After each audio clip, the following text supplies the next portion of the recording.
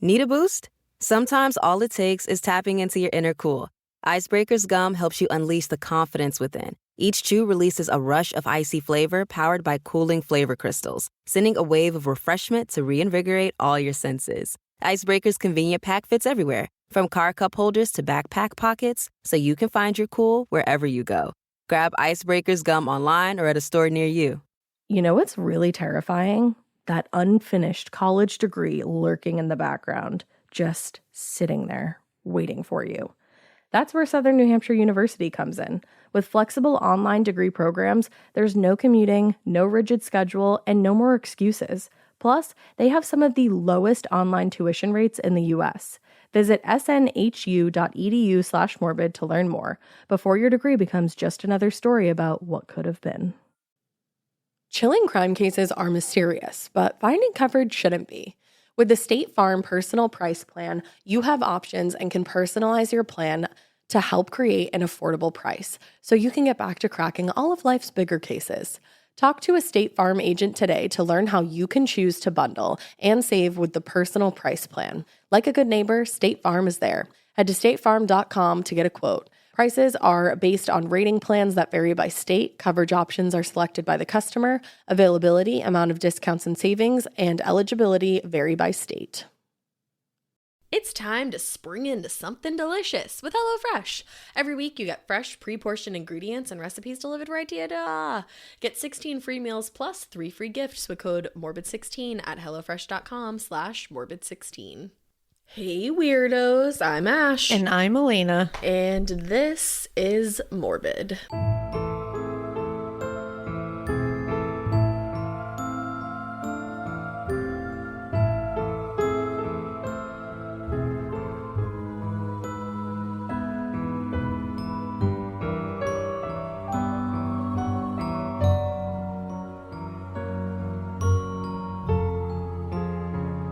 It sure is. We're here. We're here, and we're creepy, and we're weird, and so are you. And we are back for part 2 of the absolutely horrific and brutal murder of Katy Hawelka. We are not going to get into any business today, really, because this is going to be a long one, guys. All right. I almost turned it into 3 episodes, but I didn't want to do that to you. I know, like, people, which are amazing, are like, oh my God, give us all the extra parts. But I'm like, you know what? I got to get it into part 2. Yeah. I also feel like part 2 will just be very, very long. So essentially it will be 3 parts. It's essentially going to be 3 parts just in one. Yeah. So you won't have to wait for part 3. Like 2 parts in part 2. You know, parts. Math. Yeah. Algebra. The only thing I do want to say is that the author of the book that I've already read twice now for this case, I literally read it twice. Oh my gosh. Because it's that good. Wow. His name's William LaRue. Like we mentioned in part 1, I gave like a couple of his stories that he had in there, but I gave them like very generally because I was like, you have to go read how he writes it. Right. And he has so much detail about the family. He's talked to so many people. It's just like so worth the read. Yay. Because there's just so much more there. Like after you listen to this, I know you're going to be like, holy shit, I need more on this case. Just because this case is wild. And it didn't get nearly enough attention. That's how I feel. I want to read the book when we're done with this. So I feel like I'm telling you, go read that book because you are going to get a load more. Like you're going to come out of there being like, what the actual fuck? Oh, I'm definitely getting this book. Yeah. And so what's really cool is that William LaRue has a website, and I'll link it in our show notes. And he wrote like the nicest post saying about our episode, the first part of our episode that we did on Katy Hawelka. And it was just like a really nice post. He said like very kind words. I know. Thank you. I'm telling you, I'm not being hyperbolic here when I say it made my actual fucking week. Like I was like, oh yeah. So, and to know that, you know, like I guess her family and friends run a Facebook page as well, which we will link as well, with just updates anytime the parole comes up, which we're going to talk about in this episode. They update, and they actually posted it too, so they were happy with the episode, and that was like, yeah, that's all we want to do. That's always just like, it really made it's like, oh, okay, you know, you're just like, I just really want to do your loved one proud, so I'm so happy that that's happening here, and I hope I continue. But I will link all of this stuff. Definitely go grab his book.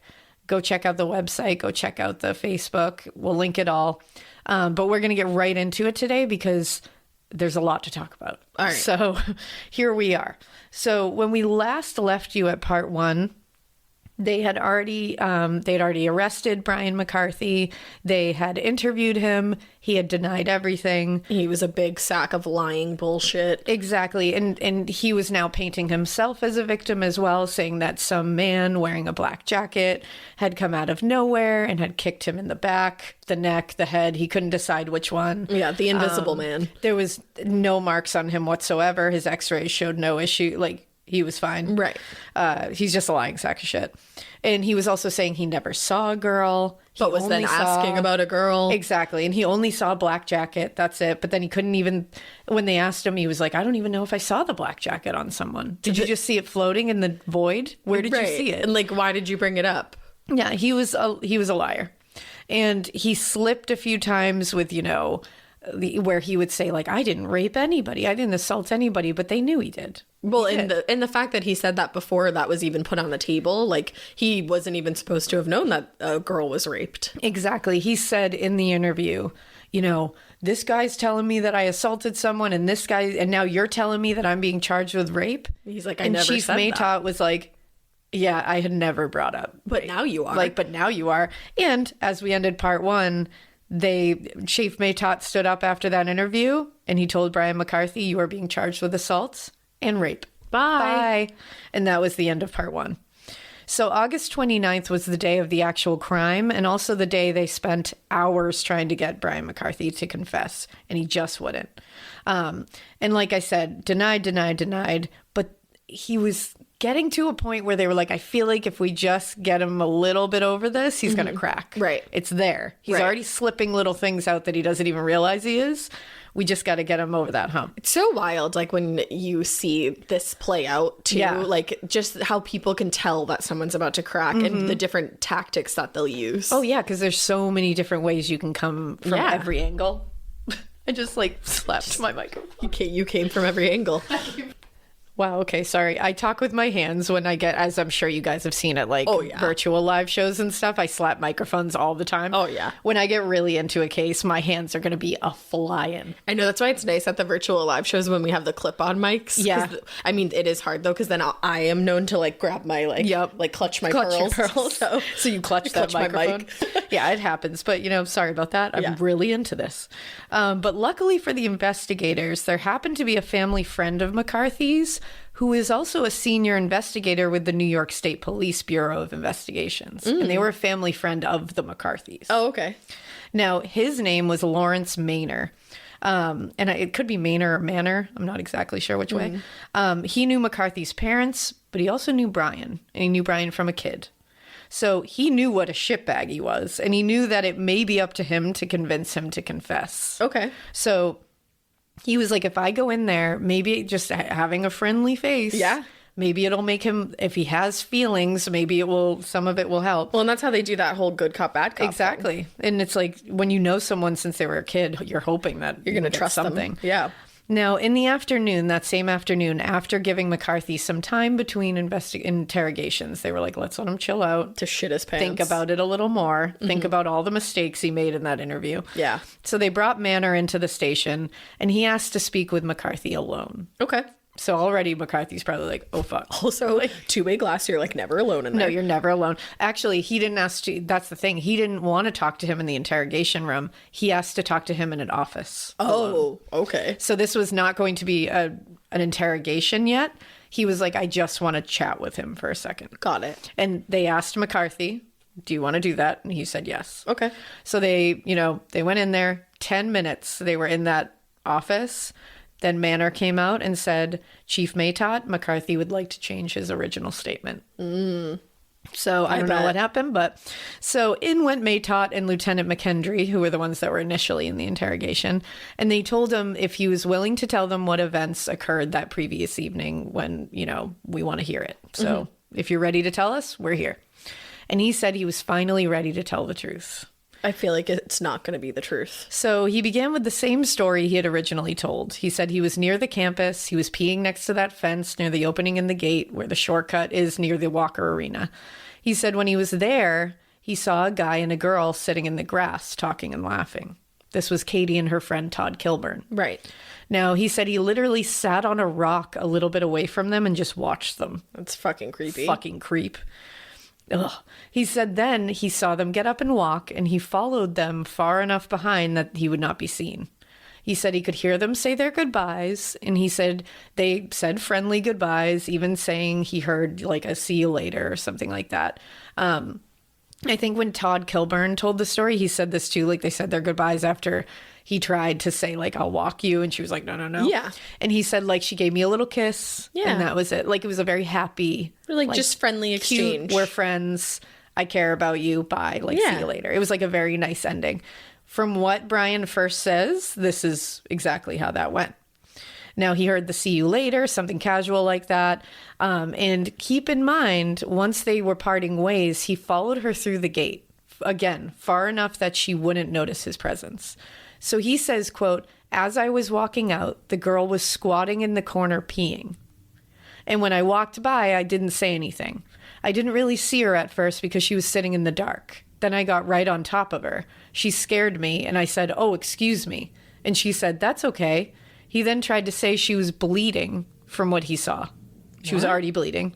He was seriously trying to say she was bleeding before he got to her.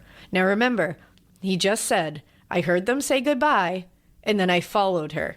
At what point did she start bleeding? So if you're following her, at what point did this all occur? And how did she scare you if you knew where she was? That's the thing. Like, so what? he's saying, I followed her. I followed her. Yeah. He's not saying why he followed her, but he's saying he followed her. He said it.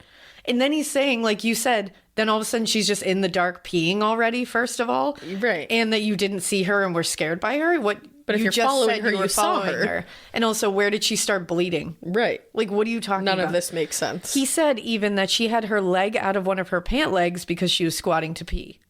Which also doesn't make sense because she's not far from campus. Like I would don't just think she pee. was. I don't think that's true She at was all. in campus at that. I mean, I meant to say she's not far from her dorm. Like, exactly. You know? Like why would she squat to pee at the arena on the ground? Right. And also, she wouldn't have time to take her leg out of her jeans. Like, think about the 80s, man. Like, how tight the jeans were. And I'm sure you're wearing the sneakers that you got to untie. Mm-hmm. You got to pull your leg out. You didn't have time to do that in the space that he was coming. I don't know if this is just me, or let me know if you've ever peed in the woods. You don't take your pants No, I've completely never off. taken my pants off to pee anywhere. You push them back a little. Exactly. You just squat. Right. And she just wasn't doing that. Like, that's not the truth at all. Like, nowhere did I find a report that said, like, there was pee on the ground. Right. Like, that somebody had peed. No. Like, it just wasn't like, a thing. why even lie about that? That's such a weird fucking detail to lie about. And there was a Kentucky Fried Chicken outside of the gate. Right. Across the parking lot. Like, she could have just gone in just there. peed in there. Right. She didn't pee. And again, she's on campus. She's not far from her dorm. And he said when this happened, he just, quote, went over. So again, he's like, oh, sorry. And she goes, that's okay. Very normal, interaction between two strangers. Then he says he just, quote, went over and I pushed her into the wall and then he said, I don't know how to say it. This infuriates me. You do. You can do it, but you're too chicken shit to relay it verbally, you fucking anal fissure. Like, Yeah. are you kidding me? Yeah. You don't know how to say it. But you know how to do Think it. of the words, Brian, because Right. you fucking did it. Right. And to me, it's like you just came upon this girl, you bumped into her, and then shoved her against a wall. What the fuck is wrong with you? Yeah. Like, this guy's an anal fissure. Truly.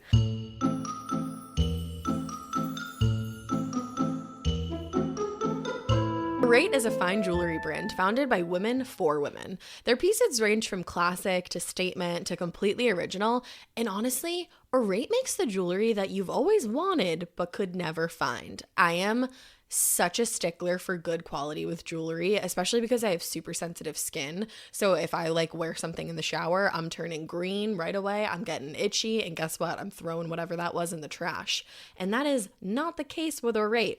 Orate's gold feels substantial, and the diamonds, they sparkle and shine. It's very high quality jewelry, and it's beautiful. It's all real gold, so you can wear it and you never have to take it off. You can shower with it, which is huge for me. You can do your sports, you can sleep, cook, anything. It's jewelry for life.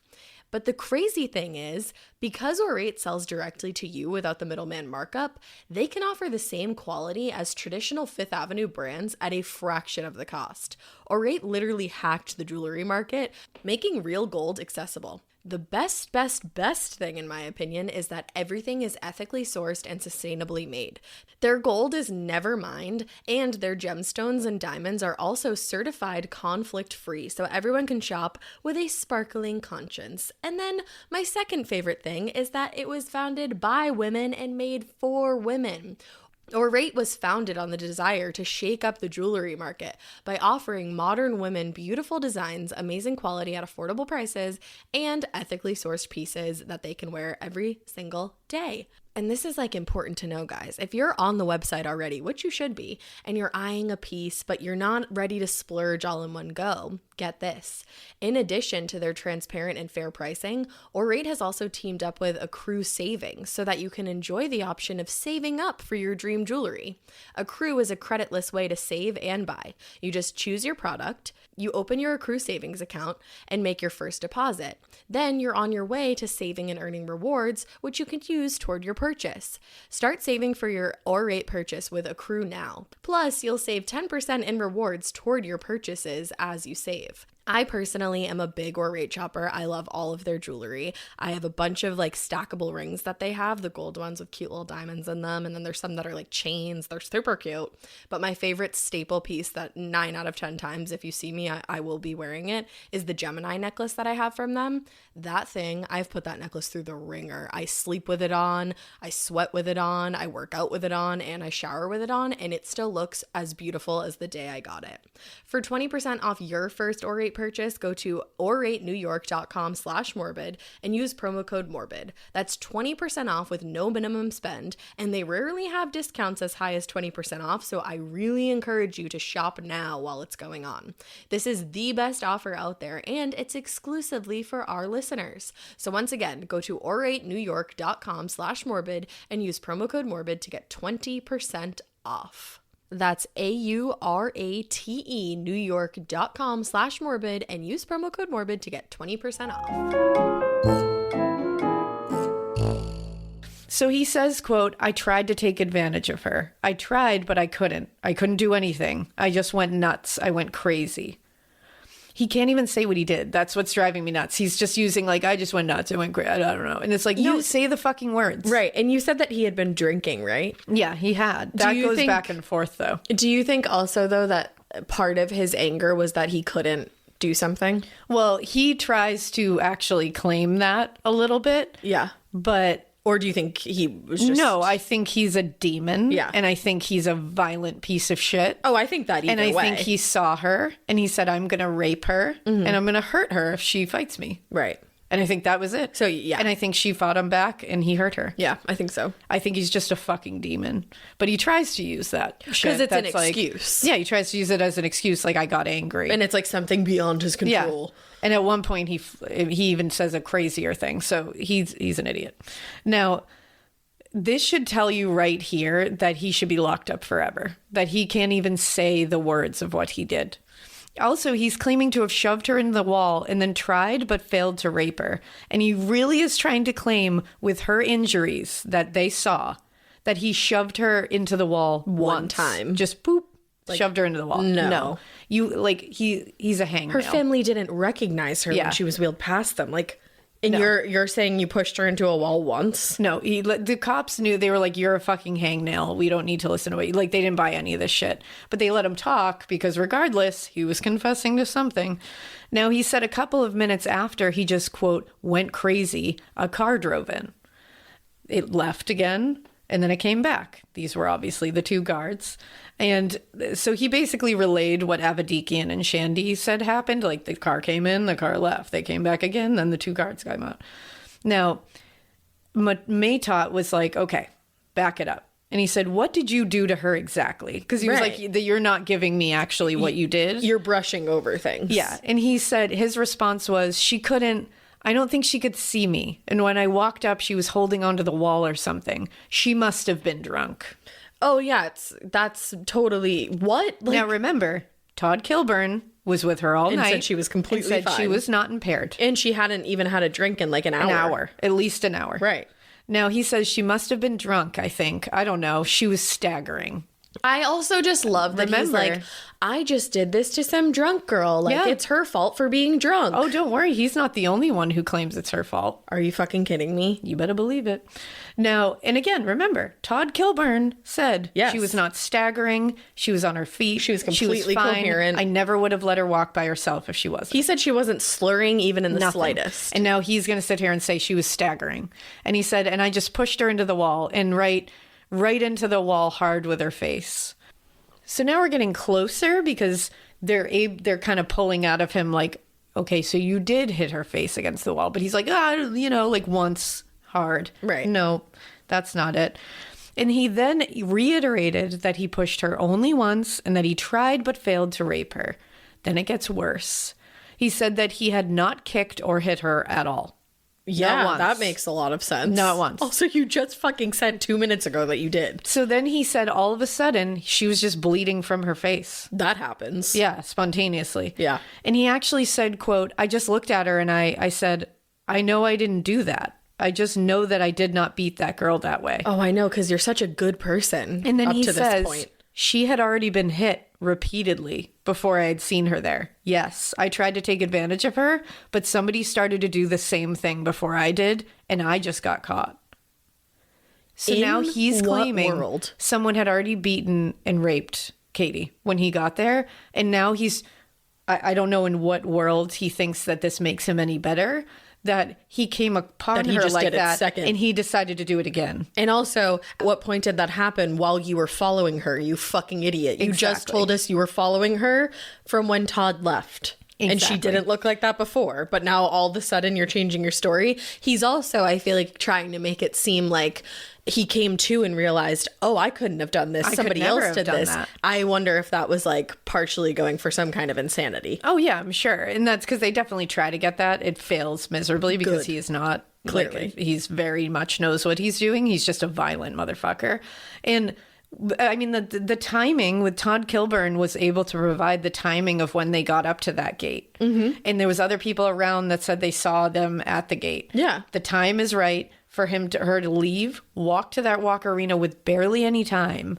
And then he just by the time the guards heard the noise and the ruckus and came out, there was barely any time. There was no time for one other person to have done this to her. It's just not true. And I'm sorry, but in what fucking world does that happen? Like, oh, okay. Somebody gets attacked twice? So this campus is now just like the worst place you could ever be on planet Earth because this girl got attacked twice in the manner of minutes just walking onto campus. Like what? No.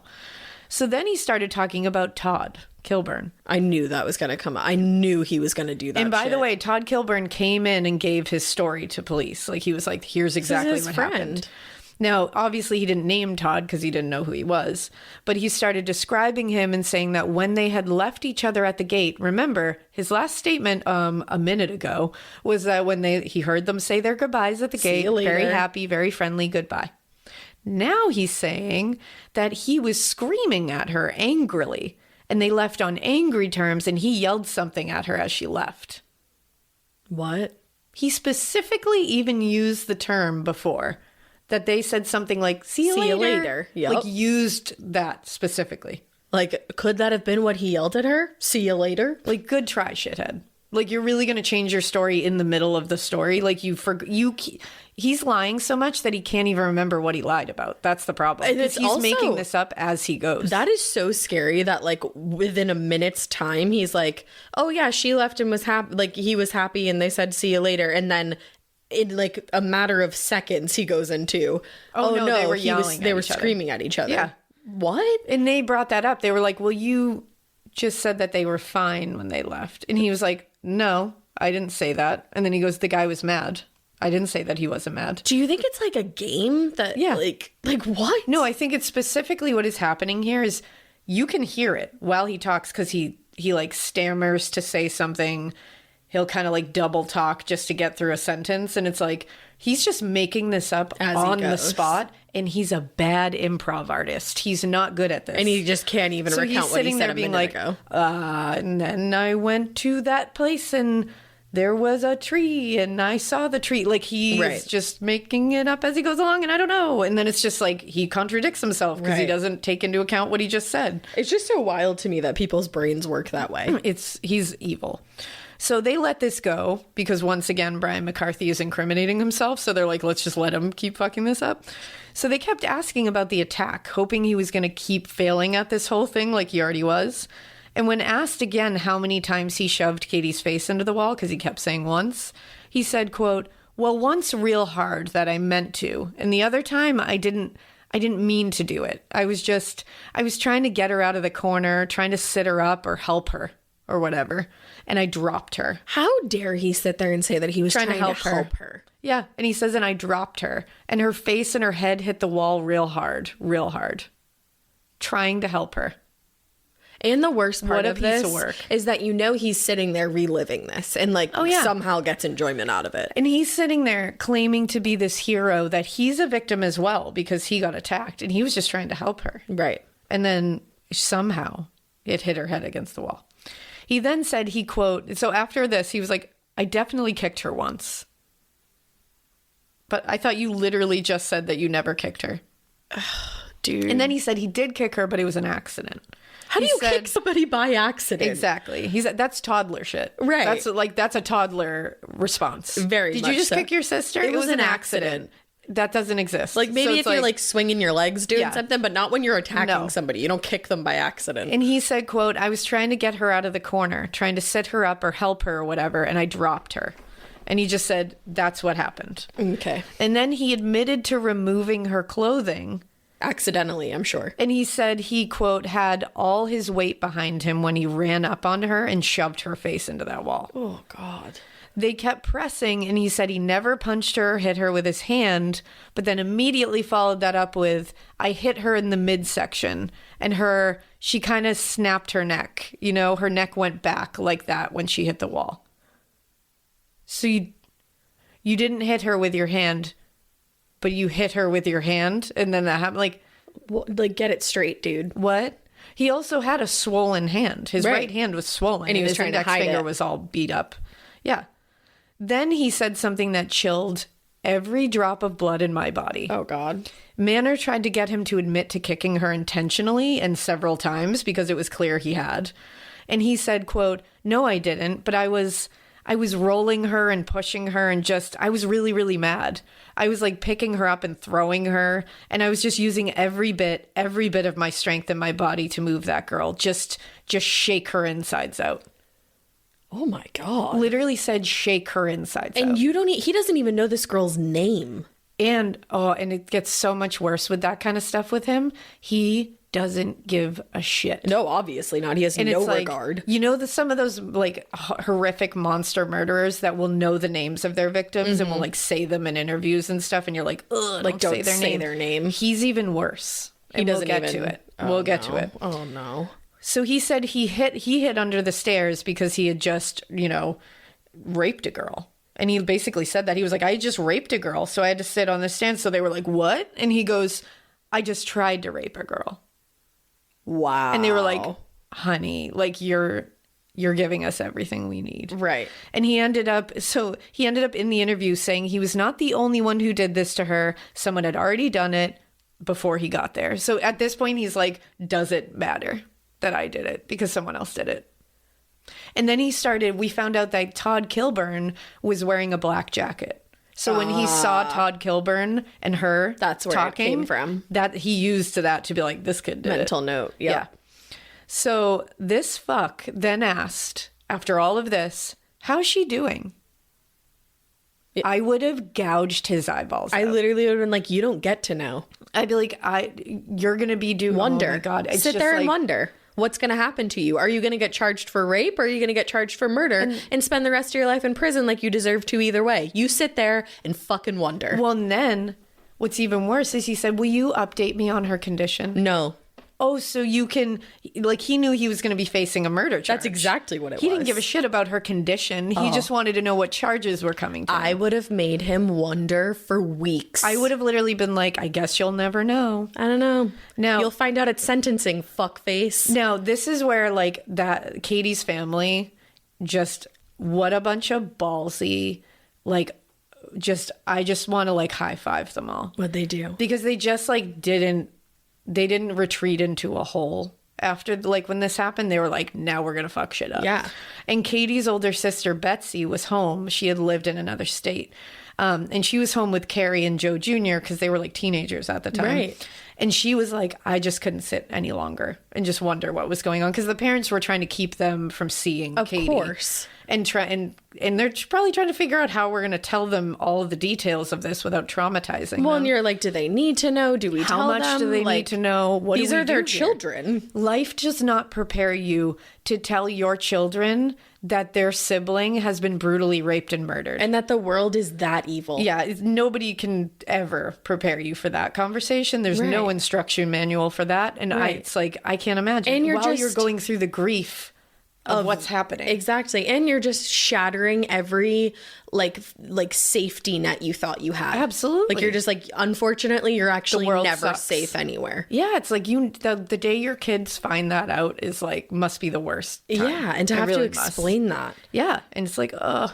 Now, she just up and drove to the campus to get some answers. Like, she literally up and drove to Clarkson University because she was like, I am not going to fuck around here. I need to know what's going on. This is my sister. So she literally went to Katy's apartment on campus. She interrogated her roommates like a true fucking sister would. Hell yeah. They told her the story that they were all at Bogey's that evening, that they had left her, but she was with other friends. Like, they were like, we didn't leave her alone. She was with like Todd and everybody. And they said one of them was Todd Kilburn and that he had apparently walked her home. So Betsy went and tracked down Todd Kilburn on campus at the frat house and questioned him. She even went to the crime scene at the Walker Arena and investigated it herself. I can't imagine to like that. see her last steps to be like, what could have happened here? Right. Like, who does that? Baddest sister alert. Like, baddest in a good way. Sister alert. That's a sister on the planet. Now, August 31st at around 3 p.m., Terry and Joe Sr. were told, unfortunately, that Katy had suffered brain death and would not recover. Oh, man. So now the next step was giving consent to the doctors to remove the ventilator, keeping her clinically alive. And like, everything these people have gone through in a matter of days, to sit there and like wonder whether or not she's going to make it and come to terms with what happened to her either way. That's the thing. And it's like, now you have to make that decision. Like, nobody wants to ever make that decision. I can't even. That is a seat you never want to be sitting in. Well, and then before they could do that, there was legal stuff that delayed it a bit, which hurts my head because what a fucking decision you have to make.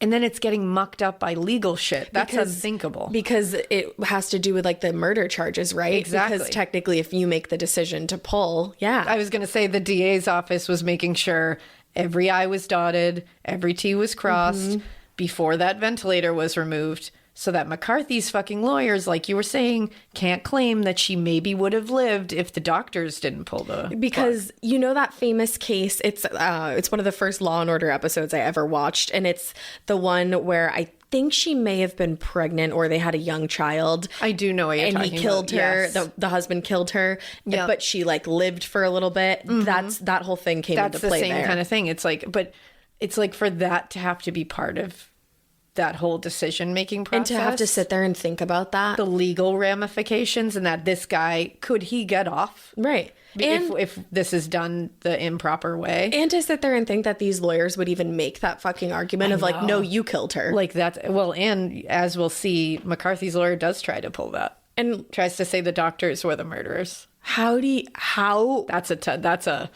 That's a tough one. I'm like, I would not put my head on the pillow at night. You go home at night and like, that's an argument that you feel good about. I understand like defense attorneys and like what a job.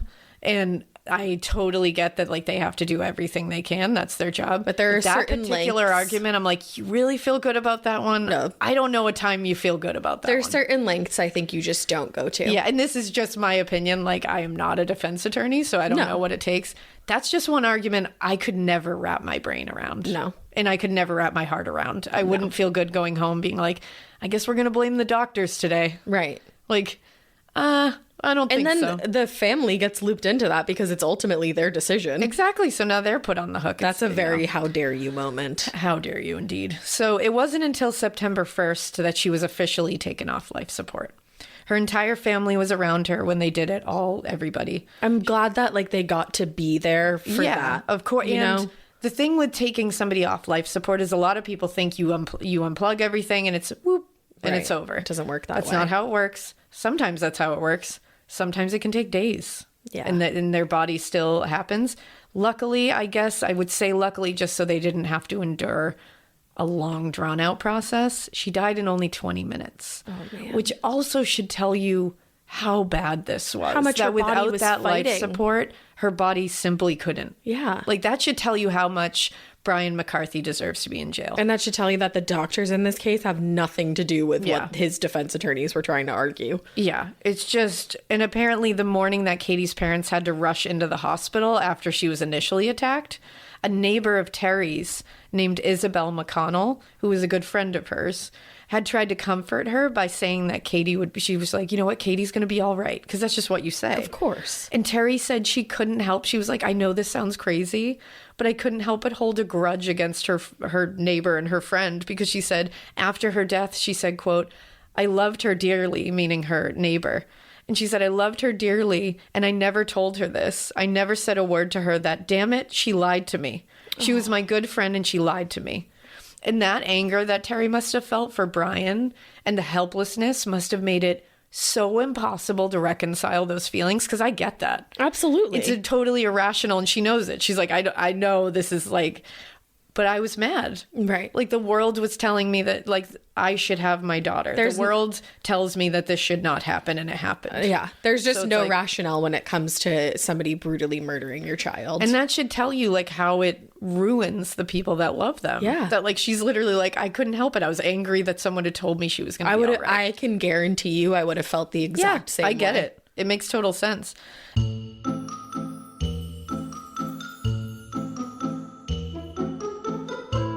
If you've recently bought like anything, you've probably noticed that prices have gone up on everything, especially on the essentials like gas, groceries, and utilities. That is exactly why it's a great time to use GoodRx to at least save on your prescription costs. How, you say? And I say, with GoodRx, you can instantly compare prescription prices at pharmacies in your neighborhood, and you can find discounts that could save you up to 80%. 80%! GoodRx is free and it's super easy to use, and the coolest thing about it, in my opinion, is that it works whether you do or do not have insurance. Even if you have insurance, GoodRx may actually beat your copay price. You can check GoodRx online or on their app, which just so happens to be one of the most downloaded medical apps. From there, you can find prescription savings at over 70,000 pharmacies nationwide: CVS, Walgreens, Rite Aid, Vons, Walmart, more. And then take the money that you've saved with GoodRx and put it toward filling your tank, your shopping cart, or anything else that's gotten more expensive. I have personally saved money using GoodRx before. It's just really great to like actually be able to compare the prices between different pharmacies, because then you can just go and have the cheapest option. So for simple, smart savings on your prescriptions, check GoodRx. Go to goodrx.com/morbid. That is goodrx.com/morbid, goodrx.com/morbid. GoodRx is not insurance but can be used in place of insurance, Medicare, and Medicaid. In 2021, GoodRx users saved 81% on retail prescription prices. Now, Brian McCarthy was immediately charged with second-degree murder. Now, I learned this from William LaRue in A Stranger Killed Katy. Apparently, at this time in New York, you could only be charged with first-degree murder if the victim was a cop or a prison guard. What? Yeah, it was like a weird... Yeah. This was in the 80s, remember? So this was a while ago. Weird shit. True. Weird shit on the books. Isn't it wild that that's like, what, 40 years ago? I don't even know. You're asking me to do math right now? Yeah, it's 40. What kind of question is that? Math. It's math. Now, A subtraction question. It's too much for me. Now, the autopsy for Katy was done by Jefferson County Assistant Medical Examiner Joven G. Kwan, but medical examiner Virgilio A. Allen was supervising the whole thing. That's very common that happens. Now, Kwan noted that there were several external injuries to Katy's body. There were severe and extensive bruising to her face, head, neck, and shoulders, and she had 2 black eyes, and her nose and mouth were swollen. Oh. Now, she had a ton of defensive wounds also, like very much she was fighting back. Yeah. And one of these was a compound fracture to her right index finger. Oh. Yeah. My gosh. So this tells you how brutal this was and how much she was fighting against him. Now, her cause of death was listed as asphyxia due to manual strangulation. Oh. Yes. Isn't that a shocker? Brian McCarthy lied a lot. Yeah. Katy he never said anything about strangling her. Katy had a fractured hyoid bone, which you may know is the telltale sign that someone has been strangled. Mm-hmm. The bone bends, so if pressure is placed on one side of the neck, it will bend the other way. Right. And if the fractured bone tells a pathologist that pressure has been placed severely onto both sides of the neck to break that bone. Mm. Like, he can't claim, like, I kicked her or something because it will just bend. Right. Now, another way to be able to tell she was strangled was her brain. She had a bruise on her left frontal lobe, and her brain was in a state of neuronal necrosis. This is basically that the neurons had died specifically due to lack of oxygen. Okay. How does this happen? Strangling someone and then depriving their brain of oxygen for an extended period of time. Yeah. Here is the kicker, and it's something Ash had postured in part 1, actually. Would it have saved Katy for those guards to just come to her aid while the attack was happening? Mm-hmm. They couldn't say for sure. But if she wasn't strangled already when they first saw her, then she was not dead. And she didn't have fatal injuries yet. Because they said all those external injuries, while brutal and terrible, probably wouldn't have killed her if those were the only injuries she sustained. They said although it was severe and brutal, she would have been alive had they seen her. So just on its own, it's hard to say. This is really one of those things where it's like you can look at it from a couple of different angles. Well, and it's so hard because I think it comes down to such an exact timing of when they would have had to see her, that you really can't say either way. But then if we look back on some of his interrogation, if you, again, I urge you to read the book because it has a lot of the interrogation in there, like the quotes. He says a lot of times that she was mumbling a lot. So he mentions, because they'll ask him, was she conscious? Was she unconscious when you were doing this, that? She was conscious, he says, most of the time, and she was mumbling or making sounds. To me, that sounds like alive. That sounds like you hadn't strangled her yet. Right. So if the guards came upon this, she was technically still alive, and if they had intervened, they could have possibly stopped it. Of course, there's that double-edged sword of, like, we don't know, and also, like, there's a lot of factors there that, like, was it negligent? Yeah, it just was. But it was negligent on so many other parts than just those officers who weren't even officers. They were guards. Exactly. It was negligent in about 15 different levels to that point. Yeah. It truly is just negligent all around. So yeah, it's impossible to tell really, but there's a possibility, which is devastating. Now, of course, once Katy had passed away and it was murder, the media went nuts and they started the blame game, as they often do. Everyone but Brian was to blame, apparently.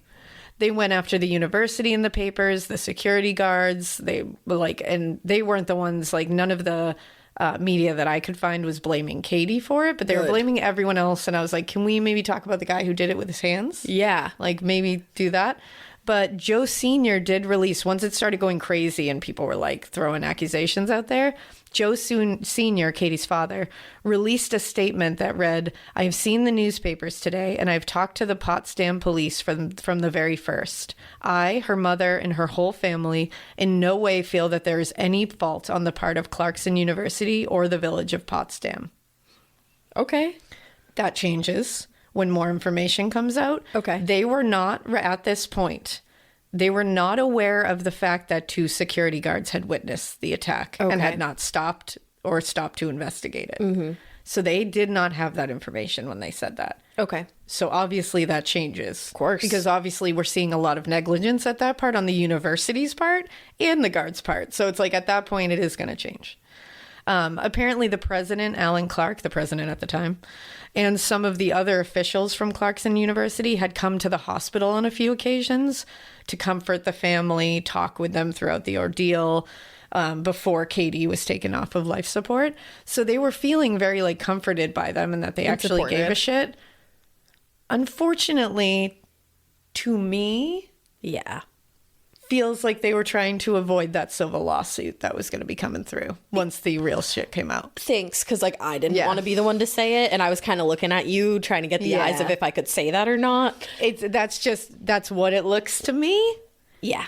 When you come through all this stuff, it certainly looks like that was the case. I'm sure they cared. They're human beings. Yeah. But I think there was a little more like all the information wasn't out yet. And they probably knew in the back of their heads when it did come out what had actually happened that night, that they weren't going to look great. Yeah. I'm sure that there were people who went out of the kindness and goodness of their heart. For sure. And I'm sure there were people who went because they needed to save face. Exactly. Now, they were all just the family at this point is just trying to get through the day to day to do their best to make sure Katy's life was honored and justice was served for her killer.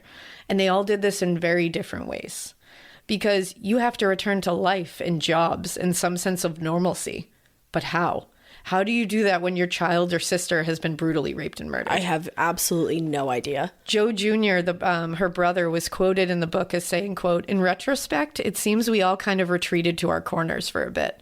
I don't remember feeling alienated from my parents, but I remember there was my grief that I had to deal with first. Well, myself." that's the thing, because everybody processes grief so differently. Yeah, I think everybody was like, woo, I think that that take a second. I It's think healthy to me. Yeah, it happens a lot, I'm sure, in families, especially bigger families, because like I just said, everybody's so different. You need a second. And I'm sure it's probably hard to be together without Katy. It's like you could feel like the elephant the in the absence. Room. That's what it is. It's like when you're together, it must be amplified times a billion because there's someone missing. Yeah. But when you're just like alone, maybe you can distract yourself or go about what you need to go about.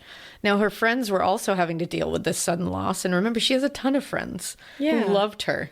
And she had like one roommate that she was super close with, Nancy. who had moved. And they were teenagers too. These are teenagers. 19. I can't imagine being 19 years old and having this happen. You would never expect to lose your friend at that age, and especially in such a horrific way. In like college, it's like you're invincible. Yeah, of course. And she had a lifelong friend. Katy had a lifelong friend named Jim Damiano. They were like since kids best friends. They were as close as siblings. They had like a very sweet, close friendship. Like really sweet. He wrote an article in the Syracuse Herald Journal, and he said, quote, "I've lost more than a best friend. I lost a part of myself. To all of Katy's friends, there is a little bit of Katy left in all of us. Let's follow her example and enjoy our lives and live them to the fullest. To Katy's family, be thankful to have been blessed with such a fine person for 19 years. She loved you all very, very much. I know she is in a much better place than here, and she deserves it." That's beautiful. And it's like, these are the, like, her friends were like, you don't understand who she was. And like, that says so much about who she was. Now, September 4th, newspapers were running all kinds of stories as things came out about the case and about Brian on the day and the night of the rape and murder. Now all the stories are coming out about where he was, what he was doing. Right. The stories about him getting into the fist fight earlier that night at the chateau. And shooting someone in the leg. Claiming he shot at somebody in the leg. Right. And who's somebody who said he stole $3. That came out. Yes. The hitchhiking shenanigans came out. And then a super bizarre story came out. So it's insane. So apparently after Robert Warren Jr., the guy who picked him up as the hitchhiker, after he dropped him off in Potsdam and quickly hauled ass to the police station to talk about what a scary dude he was, Brian was already deeply entrenched after he got dropped off in another weird-ass moment in Potsdam. So a student from Potsdam State named Thomas D. Rupert had come forward with a story from that night. He said he and another student were walking around, hanging at a bar. They were hanging out at a bar for a bit, and then they walked out.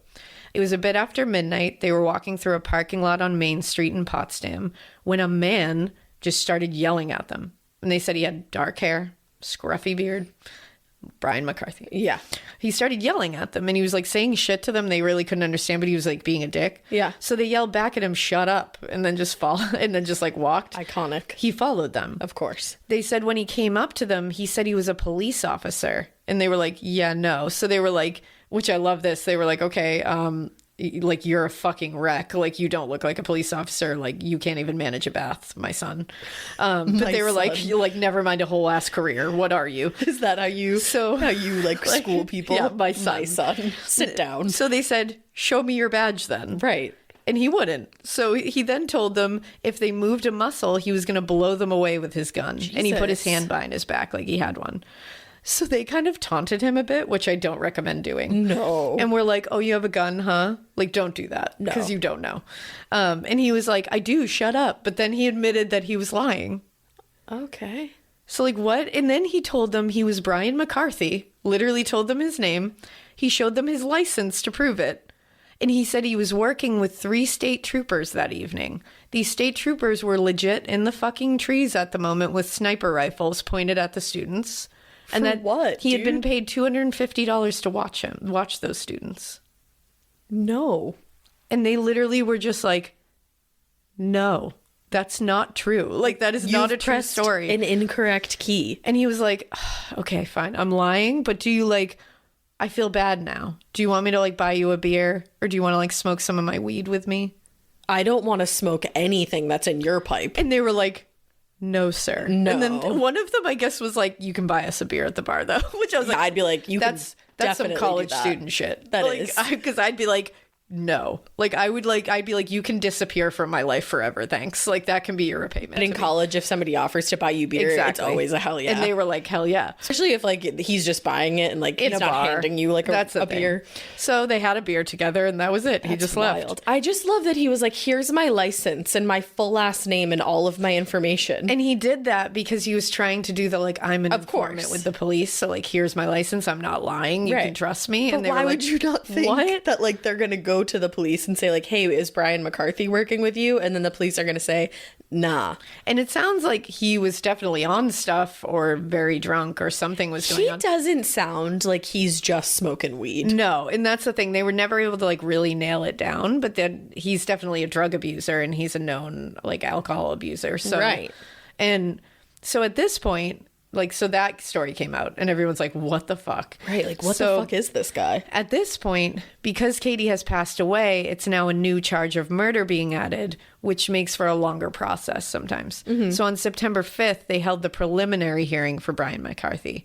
This hearing was to determine if Brian McCarthy should be held in jail while a grand jury would be meeting to indict him on the murder charge. It's like such a process. It really is. So Avedikian and Shandy had to take the stand again and tell their stories. They both said it was definitely Brian McCarthy who they saw on top of Katy that night. They were positive. And Lieutenant McKendry, who was in the room when Brian confessed, was stopped short on the stand by Brian's lawyer, Charles Nash.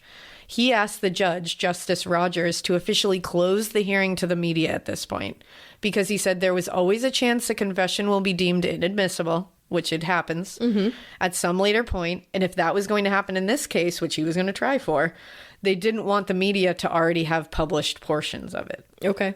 Because at that point, no jury would be able to be untainted if they saw that. The judge agreed. So she also ordered that he had to have a psychological evaluation done. She eventually ruled that he would absolutely have to stay locked up until that grand jury meeting, which thank goodness. He was evaluated. They found that he had a very high IQ, but that he had he was not insane. It's also so annoying when like you're like, why can't you just do something good with your smarts? Like, why are you running around like accosting people and attacking women at night? And killing people. Like, you're a waste. Yeah. But throughout this, and this happens often, the family was feeling a bit left out of the loop. They weren't getting updates. They were not feeling like they had power in making sure their daughter or sister's rapist and murderer would be behind bars for good. Yeah. And they were looking to make sure justice was served for Katy, but also for anyone else who went through something like this in the future. They were like, we want to make sure that no other family has to go through this. So they wanted to know their rights, and they wanted to know how they could be more involved, if they could be more involved, and just more informed. So Terry, Katy's mom, ended up hiring Joseph Fahey and attorney Christopher Wiles to aid her in this. Fahey was a public defender and a defense attorney, and also she was a known expert when it comes to all things about the insanity defense. Okay. So this was an opportunity for Terry, Katy's mom, to ask if there was a possibility that he would try to use that defense and if they had a shot at making it work. So Fahey went to Potsdam and he talked to Officer Peretta about Katy and the case. They were able to read through the case file and see all the reports because Peretta left the huge file on the table when he left the room. Whoopsie. So, and to them, they were like, it felt like he left it to be like, you can't read through this. And then he just left like do what you will. They said they immediately could see that he was not insane or impaired that way because he had made great efforts to lie about his crime right after committing it, like immediately upon committing it. And then also after that. Yeah. They also came to the conclusion and told Terry that she and Joe Sr. should consider suing McCarthy for wrongful death and suing the university itself for the security guard's negligence. Yeah. They basically wanted them to do this because there was a chance just the threat alone would force Clarkson to think about their security lapses and make changes that could help future students. Good. They weren't even concerned with the financial shit. They were like, we just want them to make changes, and if this is what it takes. Yeah, we don't want this to happen again. Which, that's amazing that they had the wherewithal to do that. Yeah. Now, Clarkson University, meanwhile, was claiming that they would do all they could to keep students safe, but the president, Alan Clark, was also claiming that it was a safe campus and that this was an anomaly. After another student was raped at a huge toga party in the dorms on campus, they finally decided they should put more lights outside and actually add a connection between the two-way radios they gave the night watchman so that the police outside could actually be connected and they wouldn't have to go searching for a phone in an emergency. Why would you not have that on a college campus? Yeah, they didn't have that. That's unreal to me. The community was upset and wanted the university to do more and take this issue more seriously. Yeah. So Clarkson ended up setting up 2 public forums. And one of them was in Syracuse, and they let people talk. They talked about what they wanted to do. They invited Terry to the one in Syracuse, and she went with her attorney, Christopher Wiles. And at this forum, Clark once again said Clarkson was safe, and then basically said that the attack on Katy was only because she had put herself in a bad position by walking alone at 3:30 a.m.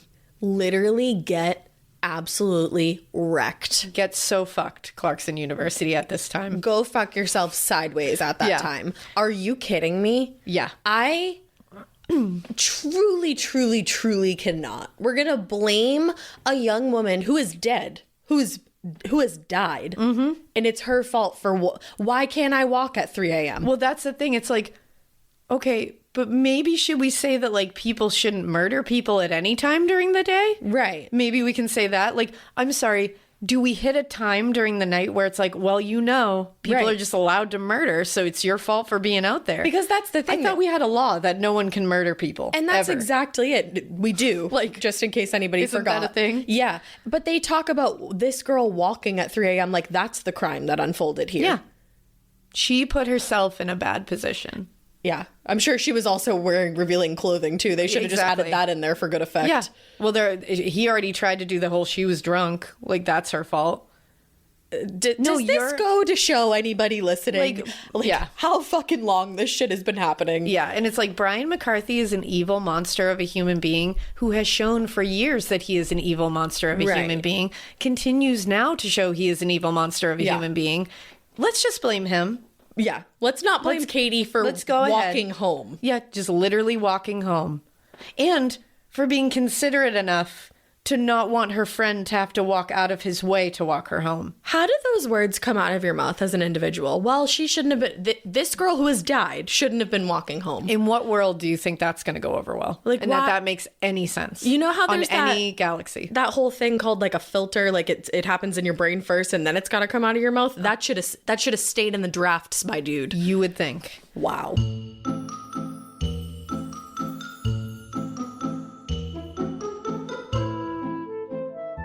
This podcast is sponsored by BetterHelp. People do not always realize that physical symptoms like headaches, teeth grinding, even digestive issues can be indicators of stress. And let's not forget about doom scrolling, sleeping too little, sleeping too much, undereating, overeating. stress is a lot. It's a lot to handle. And a lot of times I get stress breakouts. I lose sleep. I will stay up all night. I will binge eat. It's like stress it really shows up, and it shows up in all kinds of ways. And in a world that's telling you to do more, sleep less, grind all the time, here's your reminder to take care of yourself, do less, and maybe try some therapy. I think it's just so helpful to have 1 hour, one designated hour a week or every other week where you can just go to somebody who doesn't have a horse in the race and talk to them about your problems. I think it's going to make you feel a lot better. And BetterHelp is customized online therapy that offers video, phone, and even live chat sessions with your therapist. So you don't have to see anybody on camera if you don't want to. It's much more affordable than in-person therapy, so give it a try and see if online therapy can help lower your stress. Morbid listeners get 10% off at their first month at betterhelp.com/morbid. That's BetterHelp.com/morbid.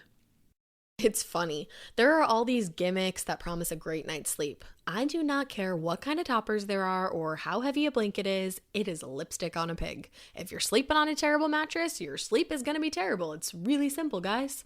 That's exactly why I personally recommend sleeping on a purple mattress. That's because only purple mattresses have the Gel Flex Grid. It's a super stretchy, ultra squishy material that adapts and flexes around pressure points, and it doesn't retain heat.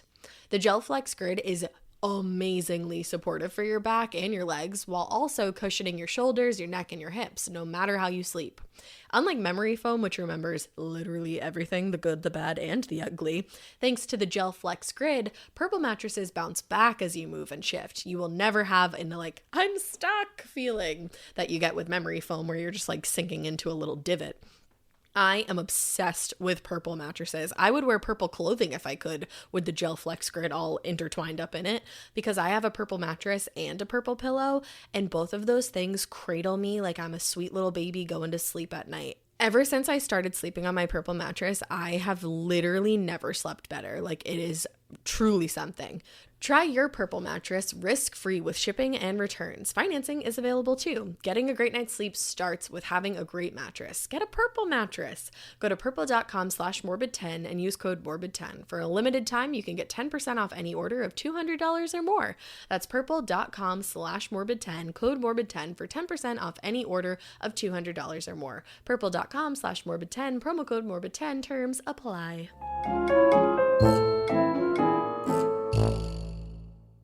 Now, after this unconscionable showing by the university officials blaming Katy for her own rape and murder, I can't even imagine what her mom wanted to do to these Terry people. heard this and was like, okay. And she immediately was like, okay, let's start that civil suit against the university. Go. Let's get one against Brian McCarthy, and let's get one against those 2 security guards for negligence. Yeah, you want to say some shit, I'll rock your shit. You want to play? For the university suit, they put in there that they had knowingly hired 2 inexperienced guards, not even security guards, and then didn't give them proper training, and that they knew students were using that shortcut that was not properly lit, and there was no security there. Yeah. And the response by their insurance company, the Clarkson University Insurance Company, and the defense team, that Katy's injuries and death were caused by Brian McCarthy and Katy herself because she engaged in culpable conduct. What? They literally blamed her. What? What the fuck is wrong with everybody? It gets worse. How? They then said that they shouldn't have to pay for pain and suffering because Katy was not conscious during most of the attack. So they were trying to say before that happened? They were trying to say that because she went unconscious for part of this attack, that she didn't suffer any pain and suffering. Oh, I'm sorry. Were you there? Do you know at which point she became unconscious? Are you kidding me? Again, that is another. How dare you? How do you put your fucking head on the pillow at night? That's some evil, evil shit. And to me that says you don't have a mom, you don't have a sister, you don't have a daughter. Yeah. So who are you? You don't have anyone you love. Are you kidding? Do you have anyone that you love in your life? You can't if you think just that have way. no empathy and compassion. And I just think of knowing someone that's their job and they do that. I'm like, ooh. Can you imagine if you were married to somebody that did that? I would be like, well, divorce. I'd be like, I can't get down with this, man. We are 2 different people. That's the Parks and Rec straight to jail. It truly is straight to jail. Get out of here. Go straight to jail. That's the kind of thinking that's just so sideways. It's outrageous. How does your brain even concoct such a statement? Yeah. I'm I'm so angry and just like fully in shock. Oh, yeah. Now, during this, they also found out that President Alan Clark had also interviewed the two guards without anyone knowing, and that there was tape recordings and transcripts of this, but the university was refusing to give them to the court. That's shady as fuck. And he had interviewed them shortly after. So to me, that seems like they're trying to cover it up because they probably got some information during those. They probably answered truthfully. Yeah. And it probably doesn't paint everybody in a great light, so they don't want them to know. And like on the agenda that day was also assigning people probably to go to the hospital. And later they were able to get these transcripts and the tapes, and we were right, and they were right, that it does prove that there was a lot of negligence here, and that the university was trying very hard to pretend that there was a lot of extra lighting in that area, that they kept trying to make them say in the tapes, like, well, it was very well lit. Right. Why can't you just say that you're wrong and then do better? And then just fix it. That's the thing. Like, nobody is like, everybody's just looking for you to make it right. That's the thing. And but like to go against it so hard and like blame everybody else. Yeah, they dug their own grave. That's the thing. Like, fuck you. Yeah. It's really crazy. So Brian McCarthy was indicted on 3 murder counts, and he pled not guilty. There were 3 because they were not able to definitively determine specifics about the rape. So there was a charge for murder, there was a charge that he strangled her while raping her, and then there was a charge saying he strangled her while attempting to rape her. Okay. The sentence for any of these, anyone that he got, was 25 years to life. Now, his defense attorney, Charles Nash, filed an order for the prosecution to turn over evidence, any evidence that Katy had had consensual sex in the 48 hours prior to her rape and murder. Why does that matter? Luckily, there's things that can stop that from happening today. Why the fuck would that matter? Then, so that's the thing. He's literally being like, well, I want to know, like, was she having sex anytime in the last 48 hours? First of all, that's none of your fucking business. Was your client? And it has nothing to do with this. Were you? Yeah. What, like, who gives a fuck? Security guards saw her being raped. We don't need it. Like, people saw her. Literally. What do we're not... What would that have to do with anything? Like, it happened. They're just trying to make it seem like she's promiscuous or something. Which was, it's just so frustrating. Wow. Then Charles Nash said that there was a possibility that the doctors were the ones who killed Katy and not Brian McCarthy. But unreal. Remember, they'd already known he was going to pull that kind of absolute horseshit, and they did this before removing her life support.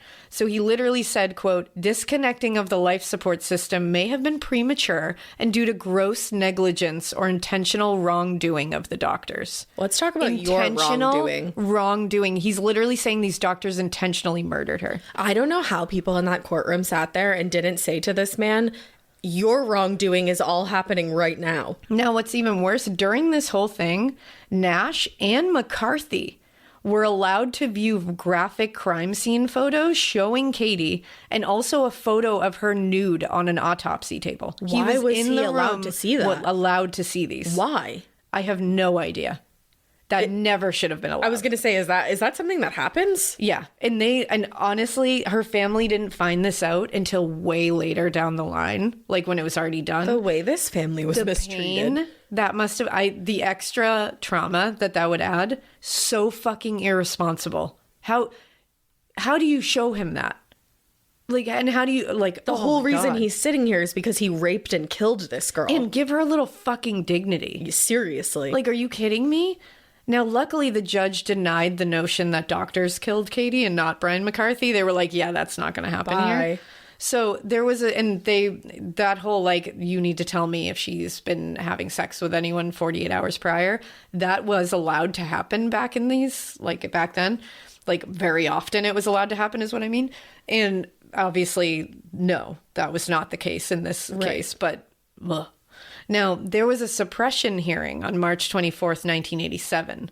This hearing was because McCarthy claimed he was forced into the confession, that he didn't fully understand his right to remain silent, and that officers denied him a phone call and clothing and food. This is all bullshit, obviously, because he's been arrested a ton of times and he knew his fucking Miranda rights. He's been read them about 30 times at this point. He also is just a piece of shit. And his lawyer was like, okay, Well, to get this confession suppressed, I can just prove that on the day Katy was raped and murdered, Brian McCarthy was using a shit ton of drugs and alcohol and wouldn't have had the wherewithal to waive his right to remain silent because he was so fucked up. That's what his defense attorney was going to go for. What a defense. So he got a ton of friends and witnesses from that day, basically to put them on the stand and be like, this guy's a loser of the highest order. Like, that was their defense. Like, let's talk about what a fuck up he is. Wild. He had his friend Joe Lopez on the stand, and he testified that he had spent most of the day with Brian that day. And he said he saw Brian maybe have 3 beers all day. Okay, so that's like nothing. And evening. And he never saw him do drugs at all. Wow. Literally none. And this guy was there for the bar incident where the guy claimed Brian stole $3 and all that. Still, he claimed, he's like, yeah, they got in a fight. Like, they were, like, arguing with each other and we got kicked out of the bar. But he was like, he was not drunk. No. And then Robert Warren Jr., the hitchhiking guy, the guy who he picked him up hitchhiking, took the stand and claimed he thought Brian was maybe high, but not drunk. Okay. He was like, he smelled like alcohol. Like, he was just a dirty fuck. But and he was like, been in a bar. Yeah, and he said, like, he said he seemed spacey. Like, he seemed like he was just, like, not with me. Right. He was very, like, da-da-da-da-da. He seemed wired. Yeah, wired, exactly. And so, but he was like, I couldn't put my finger on it. I wouldn't be able to tell you what it was.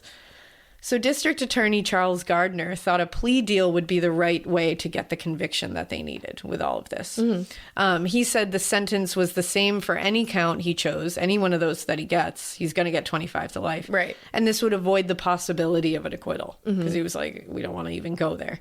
Terry and Katy's family, Katy's family agreed as long as he would get that sentence. They were like, that needs to be what it is. Yeah. Now, while all this is going on, they're trying to get that confession suppressed. They ended up not getting suppressed, obviously, because none of that. They were like, well, all of your witnesses just proved that he wasn't. That you were completely impaired. Yeah, exactly. That you were like sound mind. That really backfired on them. That's kind of funny. And while all this is going on in May, President Clark was asked to resign. Bye. And did eventually. Like, all of the board was like, you gotta get out of here. Because there was also that student that got raped at the toga party. There were allegations of, like, sexual misconduct with, like, other officials in Clarkson University against students. Like, it was getting bad. Doesn't sound like it was, like, a great place back then. Now, this case was one big part of a few incidents, obviously, for Clark. So he had no choice. He had to resign. Yeah, good. Which is good. Now, meanwhile, the judge for the suppression trial obviously said all of that was bullshit. He was well aware of his rights. He said he was going to keep that confession. He was like, you know what it is to waive your right to remain silent. Like, of course you do. On. And there was no evidence that he was forced into that confession. So it, like I said, was admissible. Right. This was a huge win because now the confession could be used. And that meant he had admitted to knowingly and willfully killing Katy. He only could claim insanity or plead guilty and ride it out. Those are his only options at this point. And he couldn't do the insanity defense. It just wasn't going to happen for him. So now he just had to plead guilty. So 8 days later, Brian McCarthy made the decision to plead guilty of murder in the 2nd degree. And it would be a charge which said he committed murder during an attempted rape because he was still not going to admit that he raped Katy. That pisses me off. He wouldn't have to admit anything really because he wasn't, again, admitting to the rape. He was just saying it was not his intention to murder her. That was what this was all going to be. That's like really frustrating. Truly the most frustrating. Now, he confessed for a second time for this, but it was bullshit. He now claimed he came upon Katy. He thought about raping her, but then decided he was instead going to help her because she was bleeding and undressed. So he's like, I came up to her. I was like, ooh, I think I'm going to rape her. And then I was like, no, I'm going to help her. Yeah, because that happens. I just had like a devil and an angel sitting on my shoulder in the moment. You're an idiot. He said, quote, so I tried to pick her up and put her over my shoulder, and I couldn't stand up that well. It seemed like she was fighting me. She didn't want any help. So any person's natural reaction when someone rejects your help is to say, the hell with them. And that's what I said. And I threw her. Yeah, that's a natural reaction. That's not everyone's natural reaction, my dude. Yeah, not at all. You are showing you right now. Like, that is not anyone's natural reaction. I see your true colors shining through. And when they said you threw her against the wall, he said, not with the intention of throwing her into the wall. Wow. Either way, you're throwing a human. And then he said he couldn't say whether her face or head hit the wall now. I can tell you. Well, the medical examiner can say. He can tell you. The issue with this, because he's doing this in front of a judge. The judge has to sit there, listen to him say this, and has to say, okay, this guy understands what he's pleading to. He's admitting to the thing that he is pleading guilty to. Yeah. It has to be all that. Mm-hmm. He's not admitting it. Right. So he's standing in front of this judge being like, I don't know. So that's the issue. He's not admitting anything, but he's pleading guilty. And the judge would have to reject this plea. Oh, shit. So it took several times. Like, the judge was literally like, dude, I'm not going to be able to accept this. Like, you have to admit what you did. So it took several times and a recess. And was the family there? Hearing. I think they were there for part of this. And it took also a recess. They took a recess because they were like, he's not admitting it. And even his defense attorney was like, dude, you have to fucking say you did it or we're not going to get this plea deal. Right. But he was like, I'm not doing it. Good. And it's like, well, then you're not pleading guilty. Like, you idiot. So they took a recess. They finally got him to somewhat admit that he tried to rape and did murder Katy, but barely. He's a dickhead. Now, luckily, it did work. The judge accepted it. And sentencing was set for September 11th, 1987. So Fahey, the attorney, that is the attorney Terry and the family was working with, he put in a petition with the judge to allow the families to speak during the sentencing. Like victim impact statements? Victim impact statements. It was rejected. The judge rejected that? Yes. Why? So because I guess he rejected it initially on the grounds that he was like, I don't want any outbursts in my courtroom. I don't want any like this and that and all that. And so Fahey tried again. He was like, they're not going to have outbursts. They just want to say their feelings and like talk about Katy. Because they lost their loved Because like one. they love her. Why don't you put yourself in their shoes and see if you would like to say something? So Fahey tried again and wrote the actual statements down for the judge from the family. Like they all wrote them down so he could see that it wasn't about them wanting to cause a huge scene and scream at the defendant in court. They just want to be heard. Literally just wanted to make sure that the sentence was severe enough for the crime against their daughter and friend. And so this is what the judge, this is what Fahey said. He said, in considering the validity of this claim, I would point out to Your Honor that from the moment of apprehension at the scene, Mr. McCarthy had sufficient presence of mind to formulate a false, exculpatory version of his involvement in an effort to try to throw off suspicion from himself for the attack. He initially attempted to claim that he happened upon Katy being attacked and was himself a victim of an attack. And he was sufficiently convincing so that the Potsdam police transported him to the Canton Potsdam Hospital, where he was found to be completely uninjured and released. So he's like, he convinced the police that he was fucking... Right.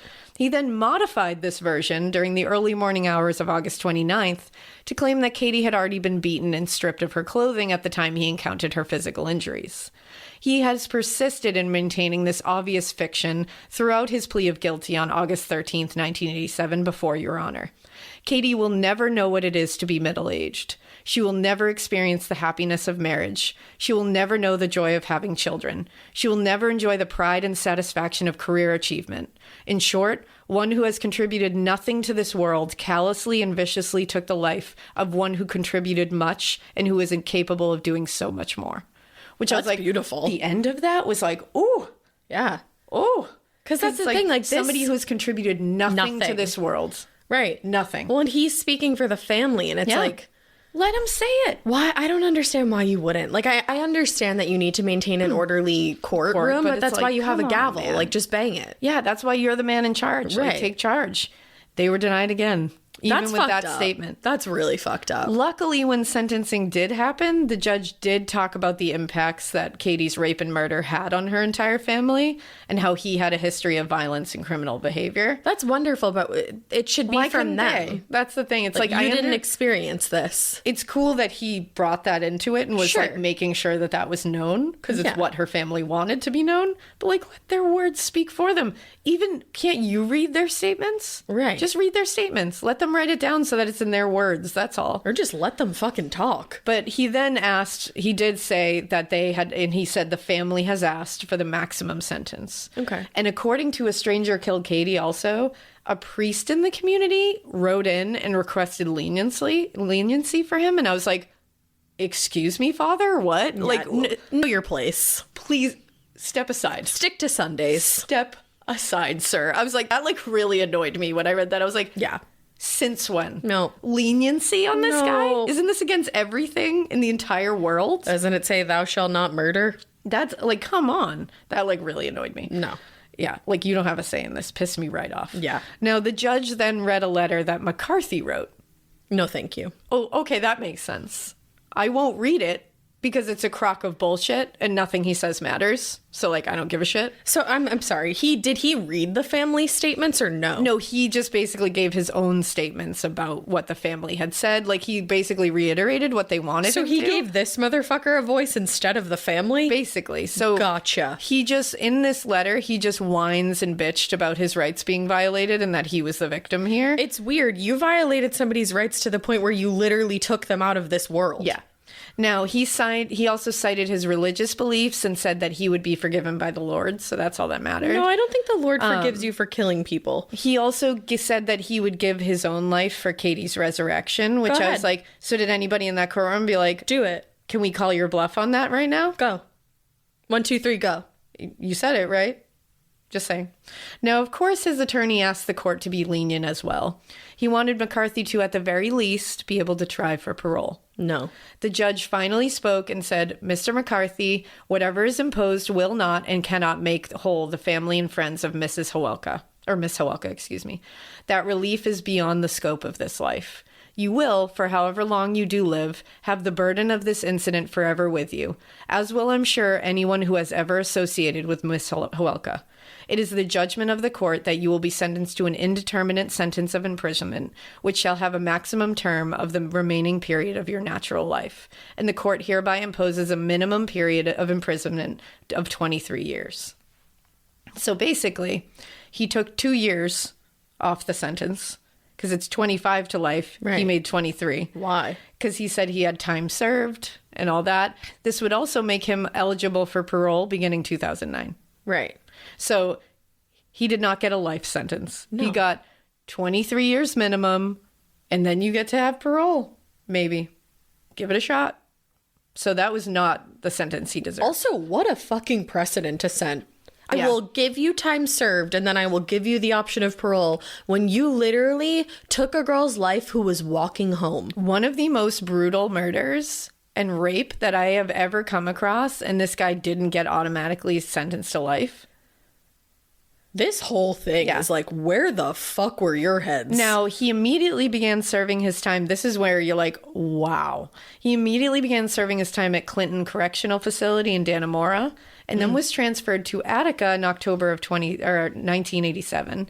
As soon as he entered prison, he started receiving disciplinary actions. He wouldn't listen to any orders. He became very violent with inmates and guards. So then your chance for parole should be taken away. Yeah, it was a constant with him as an inmate. At one point, guards found a shank under his mattress. At one point, he was in trouble because he had repeatedly smashed another inmate's head into a wall.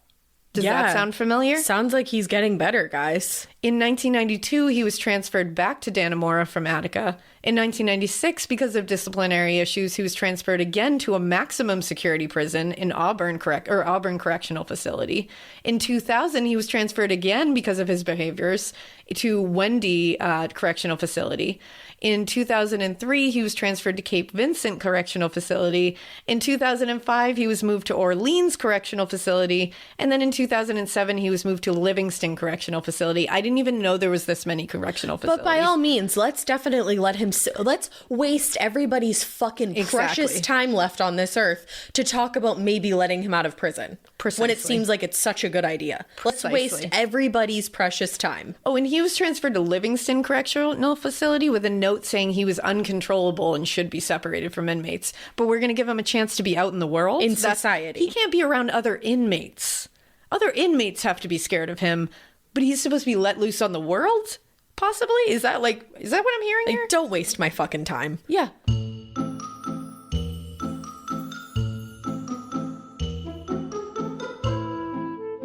Guys, it's hard to work out.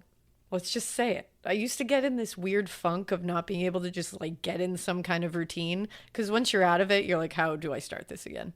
You need to be motivated to get up and get moving, especially when your day is jam-packed like mine often always is. That's why I love my Peloton bike. I am not kidding, guys. This brand is really something that changed the way I see working out. I am forever thankful. I personally am very committed to Bradley Rose as an instructor, but I have also taken some amazing classes from Dennis Morton, Allie Love, and Emma Lovewell. Honestly, they're all amazing. You can't go wrong. They have become my personal workout buddies, and Bradley Roseisms make their way into my day-to-day speech, so that's like very healthy, I think. But seriously, I just love that there's so much variety to be had on my bike. I can take yoga, boxing, cycling, meditation, tons more. I never have to stick to one thing. They have thousands of on-demand workouts to choose from, and that's what I personally need to stay motivated, because when things get stale, I'm out. Speaking of staying motivated, Peloton instructors are highly trained fitness pros who motivate you through every single workout, whether you're a regular at the gym, not me, or someone who is new or just getting back into working out. That's me. That's me right there. Whatever your fitness level is, that was me. Peloton instructors don't just teach, they motivate. That's what we all need. I always loathed going to the gym for like a myriad of reasons, but one was just feeling super self-conscious. When I was just getting back into working out after a while, I didn't feel like I had any like kind of form going, and I just didn't want eyes on me while I was trying new workouts or machines. So I would just end up sitting on like a treadmill forever, and it just didn't work. With my Peloton, I can experiment with new types of movement judgment-free and at a level and pace that feels good to me. And if it's not fun, why are you going to do it? Why? You're not. You're more likely to stick to a workout routine that you enjoy. So Peloton makes every single class fun. So it feels like you're just hanging out with your friends. I'm telling you, Bradley Rose. Nothing else gets you moving like the perfect song. In every Peloton class is set to a seriously awesome playlist that you can actually see before taking the class. You in the mood for a ride full of club bangers like Ash? Yes. Yeah. An EDM run? Yes. A metal ride? No. Yeah. A yoga flow class with soul music? Ooh. Heck yes. Whatever you're into, you're going to find the perfect soundtrack for your workout on Peloton. See, Peloton fits seamlessly into your life, which is something that's like really appeals to me. Maybe you're looking for a 10-minute upper body stretch just between work calls, because why not? Or a 40-minute run before bed. That's usually what I do. Peloton works for your schedule, whether you have 5 minutes or you have an hour. Plus, you're never going to have an awkward encounter in the locker room ever again. You ever had one of those? Let's not talk about it. Right now is the perfect time to try out Peloton. The Peloton Bike Plus is now $500 less. Its best price yet, including free delivery and setup. And there are more game-changing prices available on the original Peloton bike and Peloton Tread. Visit onepeloton.com to learn more. So then he was transferred again to Mid-State Correctional Facility, and that's where we get to 2009 in his first parole hearing. And I can't. I'm going to just keep saying the same thing over and over again. This is a very frustrating thing, but this is why that petition is so important. You guys have been awesome. You fucking bumped that petition up. You guys seriously You fucking did. rock so hard.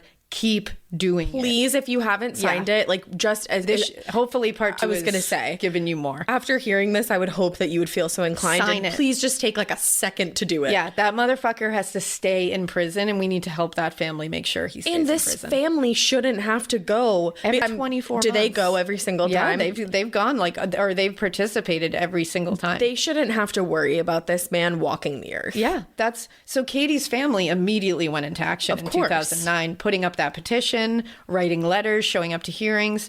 Clarkson University, under new presidency, also wrote letters to the parole board urging them to keep him behind bars. Great. So that's good to hear. They wrote I think it was in the 2009 one, they said, "We submit that justice and the physical safety and emotional well-being of our campus community require that Mr. McCarthy be denied parole and that he serve the rest of his national life in prison." Yeah. That's what the university said.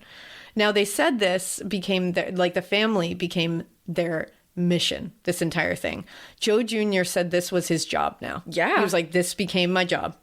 He said, "I'm going to keep that animal behind bars. I'm going to maintain Katy's dignity, her legacy." He said, quote, "There wasn't much I could do for Katy the few days she did survive, but I can do this for her." which like, oh, That hurts it gave my me like heart. a lump in my throat. Yeah. So each time they do the most they can. Every single time he's up for parole, they're like, you are staying behind bars. Good. According to an NNY 350 article, Joe Jr., Carrie, Terry, and Betsy give the parole board several statements of their own each time. They always send in photos of Katy for those parole hearings.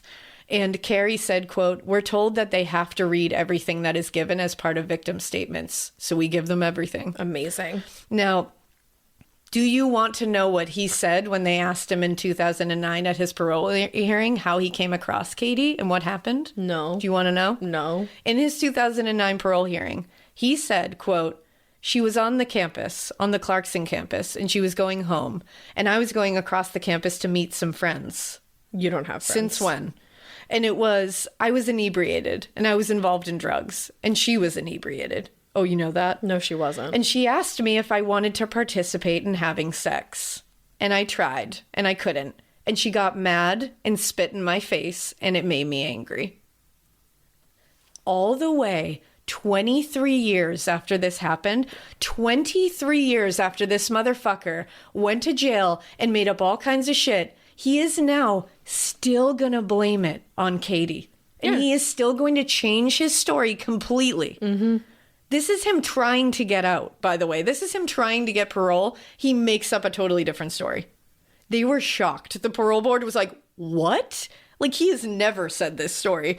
So they were like, what are you talking about? And so they were like, did you know her? Like, you didn't know her? That was established in the first court, like the whole trial. And he said, I met her a few times. This is a lie. This is a full-blown lie. Of course it is. Everything he says is a lie. Then he was like, I knew her from a bar. I met her there. And then, like, we went to a hockey game together.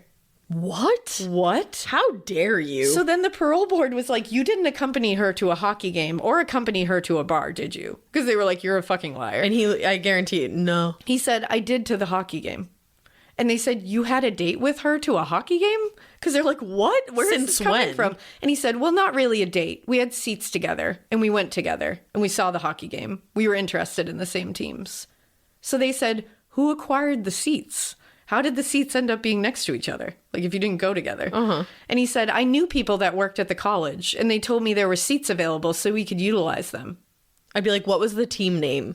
So they were like, so you say, how did she get into that seat? You asked her to sit in that seat? And she said, yes. And they said, so you did know her before? And he said, through someone else, but not personally. But it was only happenstance that we did have those seats together. What? None of this happened. And then the parole board, he was like, okay. So one of the guys on there was like, well, explain that to me because I don't understand. And he said the 2 tickets were, well, actually there were 4 tickets and 2 of the people didn't show up. The way I love that even 23 years later, he still can't do it. Still sticking to the same still shit. Can't do it. Or not sticking to the same shit, but like the same theme of lying. Back on his bullshit. 2 of the tickets were given to me, and I went to one of my friends that was on the college campus that was going to Clarkson, and he had asked me if I wanted to go to the game. And I assumed that he was asking me to go. He handed me both tickets. Then when he asked the friend, what do I do with this other ticket that you gave me? He said the friend was like, you should take Katy. So you didn't know her, though. What? This isn't the reality. Like, this isn't like insanity. Like, this isn't him. No. I think he's trying. I was going to say. This is literally him just not knowing. He can't lie. He doesn't even know what to say. How. So he goes, so that I said, okay, fine. And that's how I met her. And they were like, I thought you met her at a bar. I thought you already knew her. Why would this person suggest going with this girl that you didn't know? I would have tapped the gavel and said, no parole, bye. And so they were like, okay, so she wanted to just go to the game. She didn't necessarily want to go to the game with you, right? Like, they were literally like, it sounds like she just went to the game. And he goes, exactly. She was just interested in the hockey game and not interested in me. I'd be like, why the fuck are we even talking about this event that clearly did not happen? This was complete bullshit. She was a student also, so Katy literally could just get tickets to a home game if she really wanted to go to one. Right. Like, you could get free tickets. And Nancy, her roommate, said that McCarthy literally was never, like, he did not, like, we didn't know who he was. Right. I'd never met that man. Because he wasn't a student here. No. And he didn't know anybody on campus. He's bullshitting this whole thing. He followed her onto this campus. He had no connection to this campus whatsoever. What? All of her roommates were like, we went to hockey games before on campus, like all sports games. Of course. He was never there. We don't know who he is. No. We've never seen him on campus. No, this is a bunch He did not of know bullshit. Katy. It's complete and utter bullshit. And also, it's like, okay, so you're telling me now that you knew her, you like kind of went somewhere with her, but this night you decided to like kill her because she didn't want to have sex with you? What? How did that happen? Like, that doesn't make any sense. No, it's not the truth. So it gets worse. How? They asked him, and this is his first parole hearing, How by the does way. it get worse? He's going right out the gate with just, thank goodness he is as shitty as he is. And I love that at the end of it, they're like, yeah, let's do this again in 2 years. Let's try This'll this be again. great. So they asked him more about the night of the crime. And he denied the whole thing. He said he forgot everything. Maybe he got hit by some unknown assailant in a black jacket. He can't really remember anymore. Totally. Then when asked about the only thing he did remember from that night, they were like, what is one thing you remember from that night? He said, striking Kathy Walker. His parole was denied, by the way. Good. Striking Kathy Walker. Who's that? Who's that? Oh, it gets worse. Wow. So Carrie said, her sister Carrie said, this was a random act. My sister did not know Brian McCarthy. Of course not. He was on parole when he brutally murdered her, because he was. I forgot that because this has been so insane. Yes. So the parole board wrote that he demonstrated limited insight into the violent, heinous acts, and no remorse was there, and any that was superficial at best, and geared towards ingratiating yourself with the panel. All factors considered, the panel concludes that your release at this time is incompatible with the welfare and safety of the community. Yeah. Now, in 2011, second parole hearing, he did the same story, but this time he said the medical examiner was wrong and said, no, her death was because of the way she hit the ground, not because, and he said if she was asphyxiated, it wasn't because I strangled her, it was because I threw her against the wall and her neck snapped or That something. broke her hyoid Yeah, bone? Sure. He then referred several times to Kim Avedikian, which is one of the security guards, but he was referring to him in like weird ways, and they were like, do you know who that is? Like, why are you saying that person's name? And then they realized that he was talking about Katy, but he was calling her Kim Avedikian. What? Because he didn't know her name. He just heard that name in the press somewhere and was like, oh, that must have been her name. You've had 23 years, dude, to know her name. Or 25 to be clear, now. The first parole hearing, he claimed that they knew each other and that they agreed to have sex and that he couldn't do it. And she spit in his face and he got mad and killed her. And And called then her at a the name end back of that, then. He calls her Kathy Walker. So in the beginning, he's saying, I know her. So then I knew you've had Katy, 2 years but her to name get is it Kathy straight. Walker. 2 more years, he must have heard the name Kim Avedikian, and he was like, oh, that's her name. Don't you have access to your own case files while in prison? But he doesn't like you can give a review shit. them, right? He doesn't give a But shit. that's like a thing, right? Yeah, you get like, he definitely has heard her name, but Do he you just think- didn't commit it to memory because he doesn't care. Or do you think he's being an asshole and saying the wrong name on purpose? I think he literally doesn't care, and I think he's a fucking idiot, is what I think. That's unreal. Yeah. That parole was denied. Good. He's been denied ever since, and at one of the recent ones, his family wrote a letter, his own family wrote a letter urging them to keep him behind bars and saying they have severed all ties with him and offering their condolences to Katy's family and saying, like, we have nothing to do with him. He should be in bars for life. That's nice of them. Yeah. Now, when it came time for Clarkson University's civil lawsuit, by the way, Oh, right. they obviously offered to settle to try to make it go Oh, away. of course. Hush, But- hush. Yeah, but Fahey told them the family would really only do that if they agreed to publicly apologize for blaming Katy for her own rape and murder. Yup. If they actually promised to beef up security on campus. Yup. If they acknowledged publicly that they were negligent as fuck. And if they gave an agreed upon financial settlement that was not released. They agreed. Okay. They settled and actually apologized and publicly wrote something that said it was not Katy's fault. But they stopped short of admitting their own wrongdoing and admitting that reps from the university had publicly painted the crime as being partially Katy's fault. But whatever. Now, luckily, in the years that followed, Clarkson did beef up their security. They added lighting, they added training, more security personnel. So Katy's family did exactly what they wanted to do, which was incredible. Good. They caused that. Good. Yeah, absolutely. Like, kids at Clarkson University are safe now Because of Katy's family. family and because of Katy. Yeah. Like, and so Terry actually told one media outlet, Clarkson will be a safer campus. I hope we can keep one more family from going through what we've gone through. What we were looking for from the university was to accept responsibility and to do more conscious raising so that this would not happen again. What came out of this was awareness of crime on campus. So they were looking for that. They were like, we just want it to be better. Right. Now, Terry kept trying to change things, and she worked to fight for justice for victims. She joined Victims of Crime Advocacy League of New York, which is called VOCAL. And it's a group that centers on victims' rights. It was started by a father of a young woman who was murdered in 1977 at another university. And this group pushed for a notification system for victims' families that would let them know the second their family member's killer was up for parole. So, like, that would be so good to have. Yeah, definitely. Now, outside of that, Terry also linked up with other parents of murdered students and murdered kids. They worked together to change the way victims and their families are treated throughout the judicial process. And in 1989, she and other families lobbied lawmakers to make it so colleges had to release their crime stats to prospective students before they went in. They absolutely should. Because they believed this was a safe campus. Right. It was in a small place, a safe place. They should have known that there was some stuff going on here. Eventually, the Students' Right to Know and the Students' Right to Know and Campus Security Act was signed into law November 8th, 1990. It later became the Jean Cleary Disclosure of Campus Security Policy and Campus Crime Statistics Act. It's also called the Cleary Act. Okay.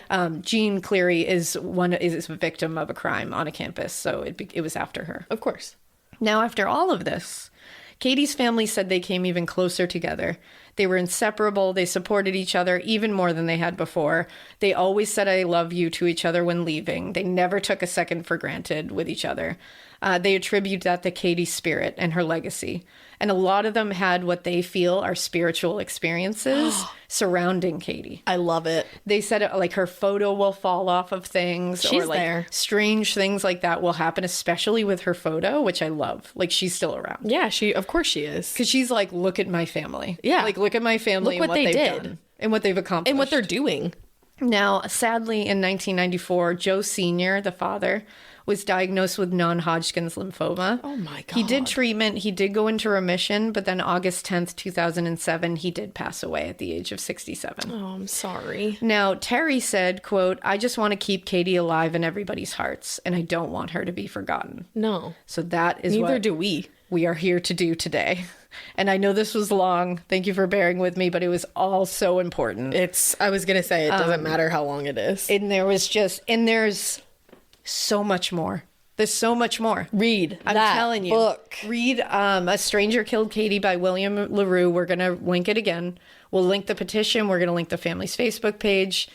Definitely go check it out. Check out the Facebook page. Sign that petition. Please. I think we got it up to like past 13,000 and I think it was at like 8,000. So let's like get that thing rolling. I will post it on the Morbid Twitter and Instagram, and we should also post it on our own socials. Yeah, because I want to make it so that they don't have to do this every 24 months. I want him, let's cut that shit out. Nip that right in the No bud. parole for this fucker. He's got to be, and that's it. Like, they should just spend the rest of their lives remembering Katy in Exactly. whatever way they want to, not because, like, a parole has They something shouldn't have to a do with ticking it. time clock every 24 minutes or every 24 months it resets. No. And that's all they're going to think about. Let's get this fucking shit Her done. life needs to be celebrated. Yeah.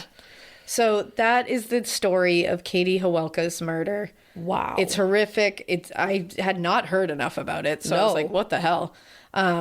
But like, it just shows you that like this family is amazing. Katy was amazing. And Brian McCarthy is a piece of fucking garbage and should never be up for parole. No. He's one. Come on. I mean, he's been violent in prison. Right. He's been violent before that. What are you guys doing? He's calling her different names even now. He's a piece of shit. He has Right. zero remorse. He would do it again in a second. No one wants to hear what I he's believe spewing. it. Yeah, I believe fully he would do it again in a second if released. He has. He did it in prison. He beat Exactly. somebody in prison to lick almost their exactly face. the same way. Exactly. So, thanks guys for hanging in there, and yeah, we hope you sign that petition. Yeah. We hope you keep listening. and we hope you keep it weird. But not so weird that you don't sign the petition. Check out any social media page that is affiliated with us and you'll be able to find it. I love you so much. Bye. do it.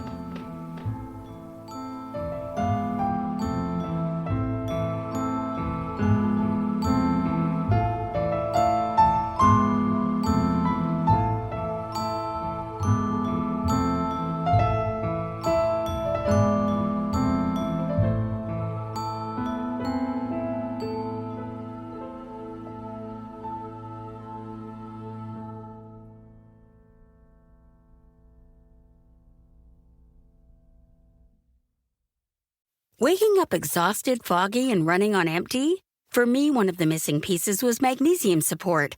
That's why I added Magnesium Breakthrough by Optimizers to my nightly routine. It's a powerful all-in-one magnesium complex with 7 forms of magnesium designed to support relaxation, sleep, stress response, and recovery. If you're ready to feel more rested and have a great summer, go to bioptimizers.com/hags and use code HAGS for 15% off any order. I like things my way. My coffee, my schedule, and my treatment. So I talked to my doctor about self-injecting with the Vyvgart Hytrulo pre-filled syringe, which contains efgartigimod alpha and hyaluronidase QVFC. It's injected under your skin, subcutaneously. It means I can inject in my space, on my time. It's my treatment, my way. Visit VyvgartMyWay.com. That's VYVGART myway.com. And talk to your doctor about Vyvgart Hytrulo, brought to you by argenx.